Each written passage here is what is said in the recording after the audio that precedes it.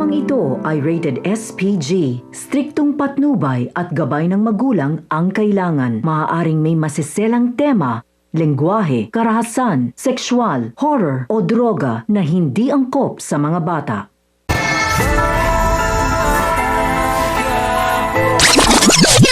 Tinanong ni Amanda si Eric kung mapagkakatiwalaan niya ba ito. Kaya naman sinabi ni Eric na malaki ang utang na loob nito kay Amanda. Kaya naman sigurado siyang nasa kanya ang tiwala nito. Kaya dito sinabi ni Amanda kay Eric na hindi niya alam kung hanggang kailan pa siya sa mansyon at kailangan umano nilang gumawa ng paraan para makaalis sa poder ni Agustos. Tinawagan naman ni Mulong si Agustos at sinabi na natakasan sila ni Amanda, ngunit nakabalik na umano ito. Kaya naman sinabi ni Agustos na siguraduhin umano ni Mulong na hindi na sila muling matatakasan ni Amanda. Samantala, sa pagbalik ni Tanggol sa karinderya, ay agad niyang sinabi sa may-ari na nagkaproblema umano at natapon ang mga pagkain na dapat sana i-deliver nito. Kaya naman galit na galit ang may-ari ng karinderya. Ayon nga kay Tanggol, nababayaran na lang umano niya pag sumahod ito.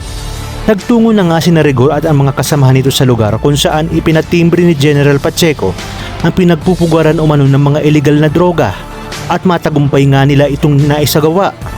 Sa kabilang banda, sinabi nga ni Kidlat kay Edwin na masyado na umanong mainit ngayon sa Quiapo dahil sa isinagawang raid. Sinabi ni Mando kay Rigor na mukhang malaking mga isda umano ang nahuli nila. Ngunit ayon kay Rigor, maliit lang umano ang kanilang nalambat. Dapat daw umano ay malalaking isda ang kanilang nahuhuli.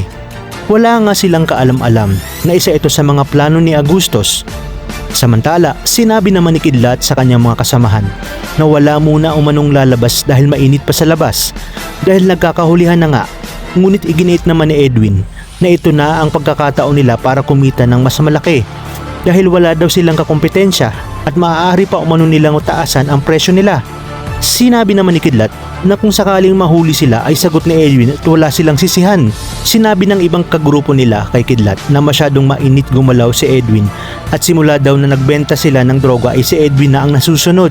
At sa pagbalik nga nila Edwin sa kuta nila ay agad na ibinigay ni Edwin ang kanilang mga kinita. Sinabi ni Edwin kay Kidlat kung saan umano ang kinita nila at dito nga ay nagkainitan na ang dalawa.